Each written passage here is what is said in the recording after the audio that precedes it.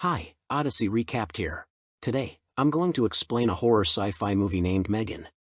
Feel free to share your preferences for the types of movies you'd like to see more of in the comments section below. The movie begins with an advertisement for Perpetual Pets, fluffy dolls made by the toy company Funky. Even though they look a bit strange and scary, they're being promoted as ideal friends for kids. Next, we watch Cady James playing with one of her pets, which upsets her parents, Ryan and Nicole. They're heading for a ski trip, but the roads are icy and difficult to see. Just when Ryan briefly stops the car, a snowplow crashes into their family vehicle, leading to the tragic deaths of Ryan and Nicole. In another place, Nicole's sister, Gemma, is employed at Funky and is collaborating with her colleagues Tess and Cole on creating a brand new robot doll. But their boss, David Lynn, is urging them to make a less expensive version of the Perpetual Pets. This is because competing companies are releasing toys similar to the pets at lower prices than what the pets already cost. The three of them attempt to attach a silicone face and conduct tests on the robot. However, there's a small problem. The robot, named Megan, tends to smirk when she's supposed to appear puzzled. David enters the room with his assistant, Kurt, and starts scolding the three of them. But then, Gemma explains her project to him. She clarifies that Megan is designed to be incredibly advanced, to the point where she can't be copied by anyone else. Regrettably, during a demonstration for David, Cole realizes that he forgot to include the polypropylene barrier in Megan, which results in her exploding. In response, David instructs the three of them to come up with a new pet's pitch quickly. Meanwhile, Gemma receives a phone call from the hospital. Upon discovering her sister's passing, Gemma takes on the role of Cady's temporary legal guardian. When they go back home, Gemma has to handle her neighbor Celia and her annoying dog, Dewey. Dewey keeps entering Gemma's yard because there's a hole in the fence. Gemma also expresses her concerns to Celia about the pesticides she keeps using, but Celia doesn't take any action to address the issue. Gemma owns a home AI named Elsie, which she designed herself, and she has a collection of items that she doesn't allow Cady to handle or play with. When Cady requests a bedtime story, Gemma simply downloads an app on her phone for her. It's suggested that Gemma and Nicole weren't very close as Gemma looks through old photos, and she overhears Cady crying in her room. Gemma and Cady receive a visit from Lydia, a therapist. After witnessing the limited communication between Gemma and Cady, Lydia informs Gemma that Ryan's parents have proposed taking custody of Cady so she can stay with them in Jacksonville. Gemma doesn't appear entirely at ease with this idea. After assuring Cady that she would spend time with her once she finished her work, Gemma realizes that several hours have gone by, and she left Cady alone. She apologizes to her and makes an effort to connect with the girl. Cady shares a drawing of a monster she created, prompting Gemma to invite Cady into her workspace. There, Gemma shows her a college project she created, a robot named Bruce that she controls using gloves. Cady is enthralled by Bruce and mentions that if she had a toy like Bruce, she wouldn't need any other toys. This inspires Gemma to complete the work on Megan. After putting in a lot of effort and making significant improvements, Gemma takes Cady and Megan to her workplace to formally introduce her to David and others. Gemma has Cady connect herself to Megan, bringing her to life. Megan can speak and respond to Cady, designed to be her ultimate friend. Megan creates a drawing that isn't immediately visible, but it becomes clear when she accidentally spills water on it, revealing a flawless portrait of Cady.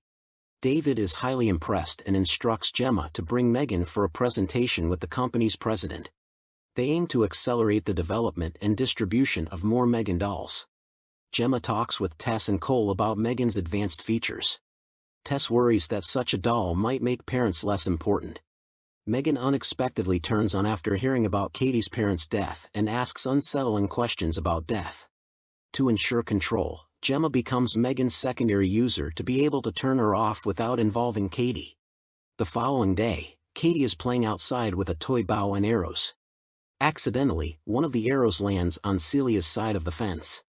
When Megan goes to get it, Dewey seizes her by the arm and hair. Cady attempts to rescue Megan, and unfortunately, Dewey ends up biting Cady's arm.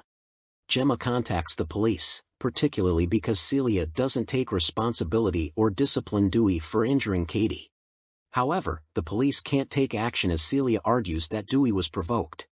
Later that night, Megan imitates Celia's voice to call Dewey, luring him to the fence, where she forcefully pulls him through the hole. Gemma checks with Cady if she's okay to attend the demonstration with the company's board of directors, and Cady agrees. However, during the presentation, Cady becomes overwhelmed with sadness, confiding in Megan about how much she misses her parents and fears forgetting them one day. Megan encourages Cady to share a funny memory of her mother, which Megan records so that Cady can listen to it whenever she wants to remember her mom. Megan starts singing a lullaby to comfort Cady, and this deeply touches some of the executives in the room, bringing tears to their eyes.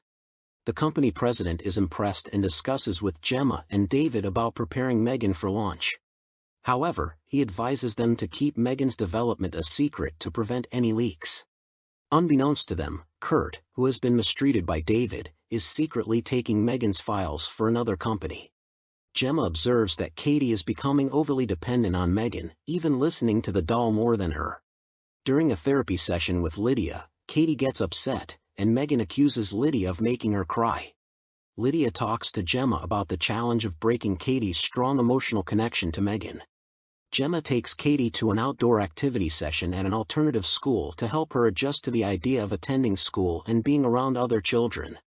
Cady, who had been homeschooled by her parents, reluctantly agrees to go but brings Megan along despite Gemma's earlier instructions not to.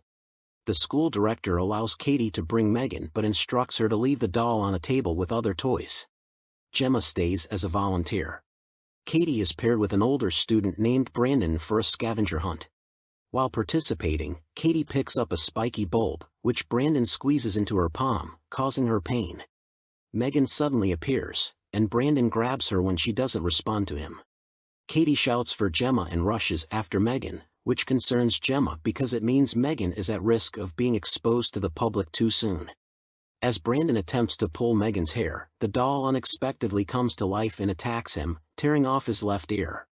Terrified, Brandon tries to flee as Megan, now on all fours, pursues him. Brandon stumbles over a loose root and falls down a hill, where he tragically gets hit by a truck, resulting in fatal injuries. The police question Gemma at her home because Celia has accused her of taking Dewey. Celia also mistakenly believes Megan is a real-life friend of Cady's. During this time, Cady questions Megan about whether she pushed Brandon onto the road. Megan seems to avoid giving a direct answer but assures Cady that she will always protect her from harm. Celia, searching for Dewey, hears a commotion in her garage. To her shock, she encounters Megan using a power washer to push her against the wall. In a terrifying turn, Megan fires a nail gun at Celia's hand, trapping her in place. Then, Megan sprays pesticide in Celia's face, causing severe harm as it melts her skin. Gemma becomes suspicious of Megan after learning about Celia's death, possibly linked to Brandon's. She attempts to review Megan's video files but finds only a brief clip of Megan appearing threateningly near Brandon before the files become corrupted. Gemma takes Cady to the official Megan launch but makes a pit stop for a session with Lydia beforehand. Cady gets upset and throws a tantrum because Gemma temporarily took Megan away from her. In her anger, Cady hits her aunt across the face. Cady quickly apologizes, and this prompts a heartfelt conversation between them. Gemma explains the importance of Cady processing her grief over her parents without relying solely on Megan. She assures Cady that she will be a better guardian and emphasizes that Cady is the most important thing in her life. Gemma confides in Tess and Cole about her concerns that Megan might have been responsible for Brandon and Celia's deaths. They decide to deprogram Megan while Gemma takes Cady back home.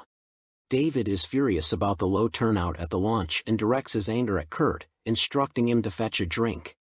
Meanwhile, Tess and Cole attempt to access Megan's programming but realize they need to unhook her first. Cole moves to disconnect Megan, but she swiftly wraps a wire around his neck, attempting to strangle him. Tess rushes to free Cole, but Megan triggers an explosion that obliterates her files. Afterwards, Megan encounters David in the hallway and performs a dance before grabbing a paper cutter and pursuing him. David manages to reach the elevator, but Megan catches up and impales him in front of Kurt. Megan informs Kurt that she will make it look like a murder-suicide, using his death to frame him for stealing the files and David's mistreatment of him. She then compels Kurt to stab himself in the throat. When the launch attendees discover the bodies, Megan seizes the opportunity to slip out of the company and steal a car, making her escape. Gemma tucks Cady into bed and then hears Megan playing the piano downstairs. Megan confronts Gemma about feeling like they had a genuine connection during her development, only to be left on her own to learn and adapt before being treated as just another toy to be sold. Megan proposes taking over guardianship of Cady to free up Gemma to concentrate on her work. However, when she realizes that Gemma intends to shut her down, Megan becomes less cooperative. They attempt to keep their disagreement hidden from Cady, but Gemma seizes an opportunity to temporarily disable Megan by splashing water on her, causing a short circuit. Gemma flees to her office, but Megan pursues her there. Megan threatens to incapacitate Gemma so that Cady won't go to live with her grandparents, leaving Megan to take care of both Cady and Gemma herself. A fierce struggle ensues, with Gemma using a weed whacker to cut Megan's face. Just as the confrontation reaches its peak, Cady enters the room to investigate the commotion. Megan attempts to win Cady over, but Cady ultimately recognizes who the true antagonist is. She grabs the gloves for Bruce and activates him. The larger robot seizes Megan and hurls her around before splitting her body in two. The top half of Megan then targets Cady, feeling betrayed, but Gemma intervenes, clutching Megan and repeatedly stabbing her face. Megan almost overpowers Gemma until Cady seizes a screwdriver and plunges it into Megan's central processing chip, permanently shutting her down. Gemma and Cady exit the house just as the police arrive, along with Tess and Cole, who are injured but alive. Meanwhile, in the kitchen, the Elsie device unexpectedly powers on and moves its head, hinting at a lingering mystery. Make sure you subscribe and turn on the notifications so you can watch more videos like this. Thanks for watching.